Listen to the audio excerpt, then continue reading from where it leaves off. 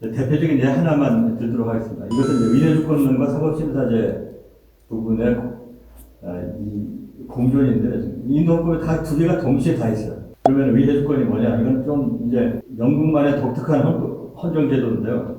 영국은 지금까지도 헌법 전혀 없습니다.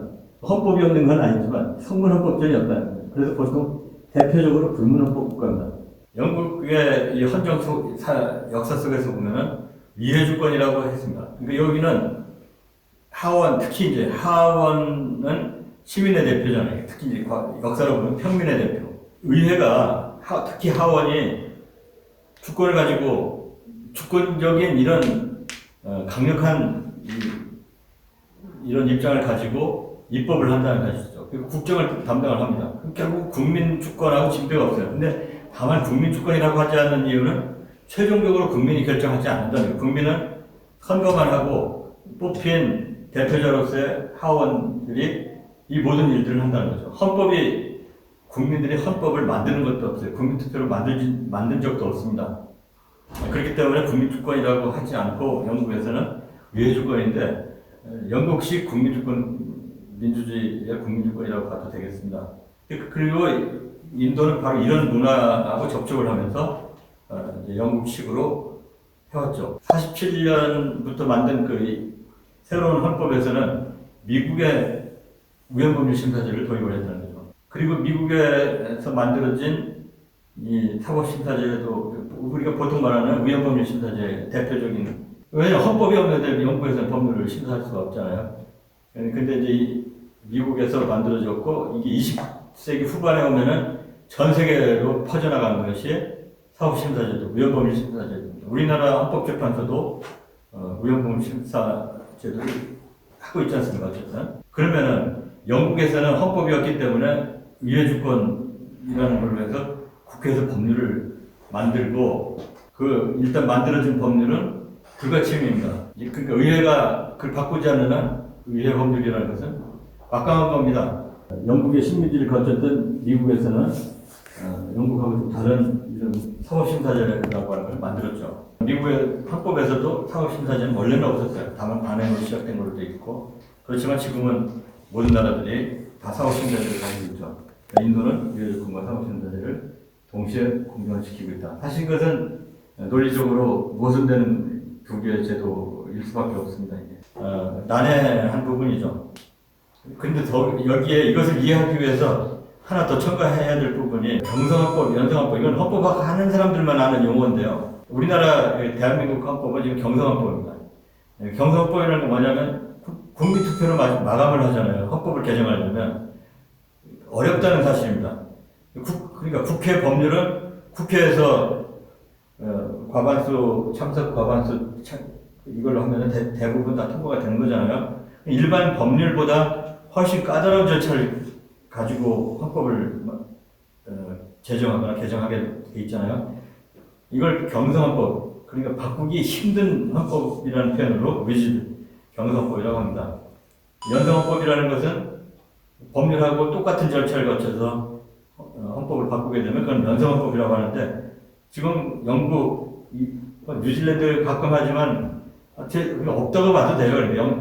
어차피 영국은 헌법제는 없으니까 연성헌법일 수밖에 없죠. 그에 비해서 우리한테는 안 알려졌는데 인도헌법을 보시면 인도는 경성과 연성이 혼합된 준연성헌법 국가다 이렇게 보여집니다.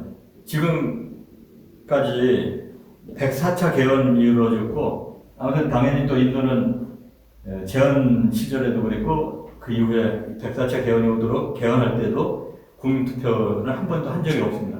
이것도 영국하고 똑같은 부분이죠. 세계 최저헌법의 운영의 묘를 기하기 위해서 긴 헌법이지만 사회혁명을 꿈꾸는 나라입니다.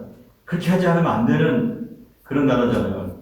이 가난한 사람과 어려운 사회 문제, 이 굉장히 복잡한 문제를 해결을 빨리빨리 해야 되는 나라입니다. 빨리 해도 이 국내 문제만 하더라도 항상 갈등 문제가 계속 잠복해 있었다고 보시면 되겠는데, 계속 헌법에 근거를 둔 이 작업을 했었다는 사실, 정말 놀라운 부분이 있어요. 어떤 식으로라도 헌법에 손질을 하고 일을 해왔다는 사실이죠. 인도헌법의 개정 부분은 세 가지로 나누고 있어요. 일반 법률과 같은 방식, 이 연성 부분이죠. 아까 이제 주를 지금도 바꾸고 있잖아요. 몇 개를 더 늘리고, 이름을 바꾸고. 이건 일반 법률로 해요, 거기서. 이거는. 특별정족수라는 것은 3분의 2, 상하원, 하원 단 3분의 2 이상의 결의를 요하는, 이건 좀 더 이제 까다로운 부분이죠. 그리고 아주 더 중요한 부분은 각 주의 동의, 연방과 관련된 부분은 각 주의 동의를 얻는데 여기에 2분의 1 조건을 걸었어요. 그리고 초기에 이제 이 네로의 입장은 사회혁명을 해야 될 수밖에 없는 산적한 과제가 있기 때문에 그걸 자기가 이제 의원 내각제에서 국민회의가 거의 뭐 그때는 뭐 경쟁하는 정당도 없고 국민회의가 사실상 뭐 유일정당 비슷하게 국민회의 체계였죠. 그 내부에서 다만 민주주의 통해 가지고 의회를 통한 사회혁명을 할 것이다. 그것은 바로 의회 주권을 통해서 의회 법률을 통해서 빠른 속도로 사회 개혁을 하겠다. 결국 개헌 법률에 의한 사회 개혁을 하겠다라는 그 꿈이 네로의 꿈이었습니다. 대표적으로 이 충돌에 의해 그러니까 모순이 의회 주권과 사법 심사라고 합니다. 의회 법률 심사라고 하는 이 두 개가 충돌하는 부분이 토지개혁에서 나왔어요. 토지에서 제일 빈부의 격차가 가장 많이 벌어지고 사회 부조리 가치가 생기고 하니까 그러니까 당연히 인도에서도 이제 봉건적인 거에서부터 내려오고 식민지에서도 또 계속됐던 이 식민지 청산 아울러 봉건 청산입니다. 옛날부터 내려왔던 이 토지 청산을 토지개혁에서 하고자 했습니다. 그것은 자민당이 대지주라고 봐도 되겠습니다만 아무튼 자민당의 종식을 지키고 소작대를 청산하고 그래서 이제 인도도 이런 토지개혁을 시작을 해야 되는 그런 것이 독립 이후에 맡고 있었는데요. 제일 중요한 것은 토지에 대한 소유권, 재산권에 관한 부분이 됐습니다.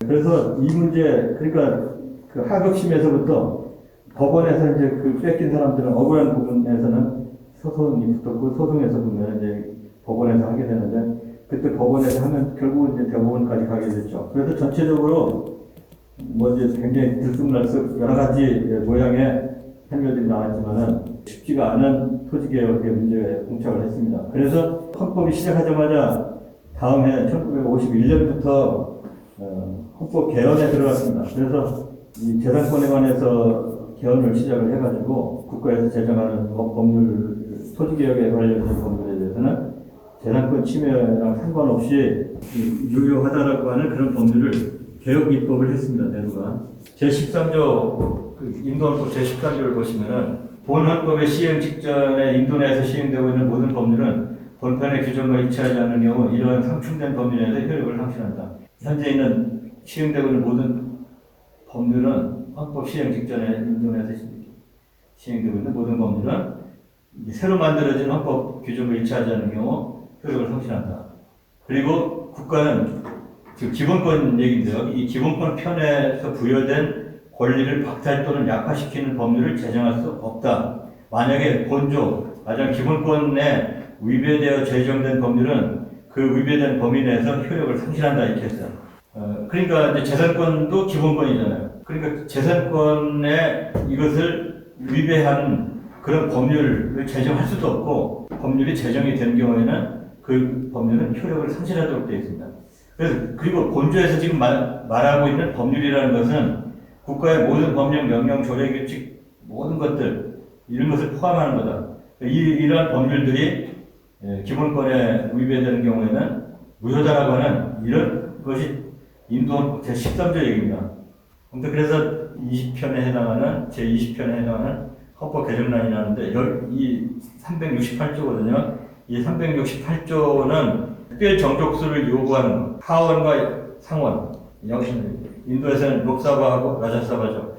록사바 라자사바에서 3분의 2 이상으로 통과되는 경우와 또는 그걸 넘어서 연방에 해당하는 경우에는 다시 여기 생략을 했습니다만 이제 각 주에서 또 주의 과반수가 통과된 거 있잖아요.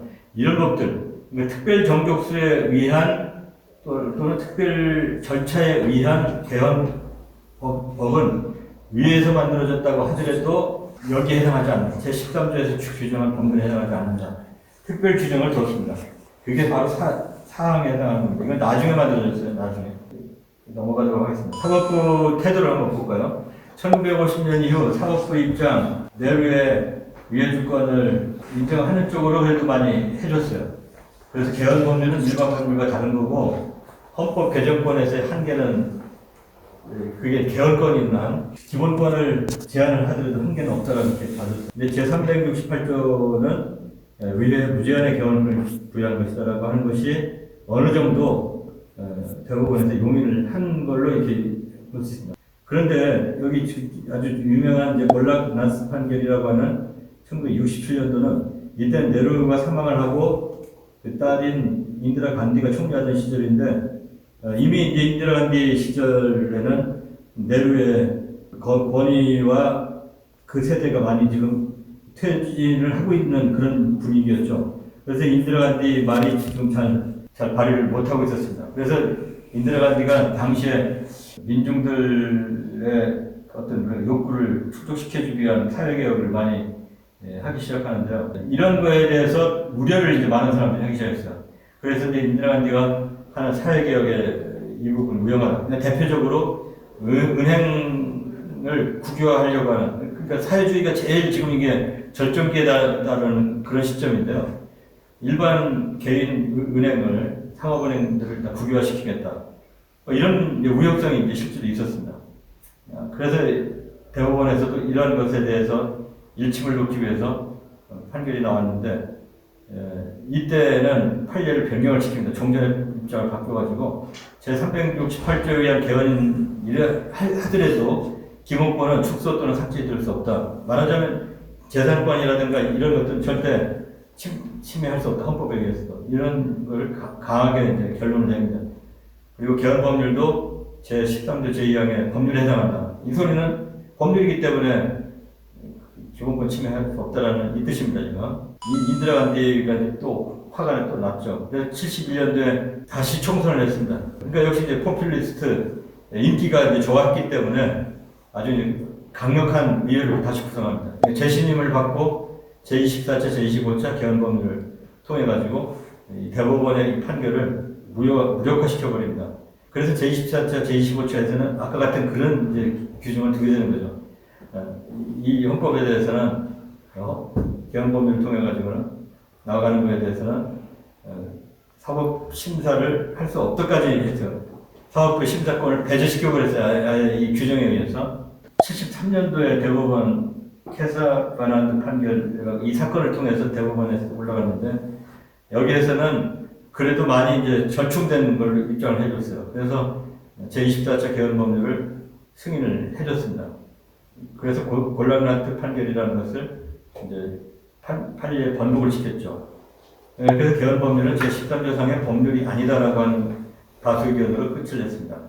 그런데 여기에 캐사바난드 판결에서는 녹록치가 않은 거예요. 그래서 다시 개헌권이라고 하는 것은 내재적 한계가 있는 것이다 해가지고 아무리 개헌 법률에 의해서 기본권에 대한 그걸 넘어서는 헌법 개정을 하는 것은 용인이 된다 하더라도 헌법 개정에는 내재적 한계가 있다라고 하는 의견을 제시했다는 거죠. 그래서 개헌의 내재적 한계 얘기가 이제 헌법의 기본 구조라는 표현을, 헌법의 기본 구조가 있는데 이 기본 구조를 위배하는 그런 개헌 법률을 만든다고 하면은 그 개헌 법률은 헌법을 위반하는 것이다. 이런 표현을 썼어요. 그러니까 이제 헌법의 기본 구조가 뭐냐라고 하는 문제가 생기지 않겠습니까? 그래서 이와 관련해서 1976년에 제42차 개헌 법률을 할 때, 42차 개헌 법률을 할 때, 아예 강력하게 개헌 법률에 대한 사법심사권은 할 수 없다라고 합니다. 개헌 법률에 대한 사법심사권을 배제시키겠다. 이렇게. 그리고서 그 이후에 80년도에 미네르바 밀스 판결이라는 데서 42차 개헌 법률로 사법심사권을 배제시켰는데, 그건 안 된다. 왜냐하면 사법심사권은 헌법의 핵심 사항에 해당한다. 헌법의 기본 구조나 헌법의 핵심 사항에 해당하는 거기 때문에 368조 제4항 5항은 무효다. 의회에서 만든 개헌 법률을 대법원에서 무효로 선언을 해버렸습니다. 그리고 이러한 입장을 92년도 키오토 혼론 판결에서 다시 한 번 더 확인했습니다. 인도에서 위헌주권을 통한 사회개혁이라고 해서 마음대로 갈 것 같았던 것에 대해서 법원에서 사법부에서 제동을 걸고 제도물 방법에 대해서 다시 더 강력하게 의회에서나 정부에서는 개혁 입법을 또 헌법 개정을 통해서 하려고 했는데 그 부분에 대해서 대법원에서는 다른 방식으로 어느 정도는 용인이 되지만 아무리 기원법률이라고 하더라도 368조에 의한 기원법률이라고 하더라도 헌법의 기본 구조나 헌법의 핵심 사항에 위반되는 부분까지 할 수는 없다라고 해서 서로 이제 견제를 지금 하고 있습니다. 그러니까 이제 핵심 사항이나 기본 구조에 해당하지 않는 헌법 개정은 가능한 겁니다. 근데 중요한 것은 잘못하면은 대법원에서 제동 걸고 나올 가능성이 있다는 거죠. 그래서 헌법의 기본 구조와 핵심 사항이라는 게 과연 뭐냐? 이거는 헌법에서 정한 게 아닙니다. 그냥 법원에서 여러 판례에 의해서 얘기를 하고 있어요. 그리고 헌법 개정은 사실 한계가 있는 건 맞습니다. 그런 의미에서 이 사법부가 틀린 건 아닌데, 그래서 사법부에서는 이런 것들을 지금 쭉 나열을 해왔어요. 여러 판결을 통해서. 그래서 그 이후에 대법원에서는 의회에서 아무리 법률을 제정한다 하더라도 사법심사를 계속 할 수 있는 이런 계기를 잡았죠. 그래서 사법심사제가 지금 아주 막강하죠. 주디셜 스프리머스라고 얘기를 합니다. 이렇게 된 이후에는 바로 초기의 정치인들이 네로를 비롯해서 다 1세대가 다 떠났고, 그 다음에 이제 그 이후에 남은 사람들에 대한 정치인들이 또 국민회의까지도 포함해서 회의장이죠. 여기까지 신뢰가 떨어졌다. 그래서 독립운동 세대가 마감이 됐고, 그 이후에 정치적으로 굉장히 분란이 많이 갈등이 생기기 시작했죠. 이렇게 하면서 의회가 이제 상대적으로 권위가 떨어지기 시작했고, 그에 비해서 법원의 신뢰가 상대적으로 높아졌다. 그러면 법원은 그러면 사회개혁의 걸림돌이냐? 의회에서 보면은 법원은 사회개혁을 계속 가로막는 집단이 되어버리지 않습니까? 어떻게 보면 법원을 다시 또 공익소송을 통해서 법원의 그 존재감을 굉장히 높였습니다.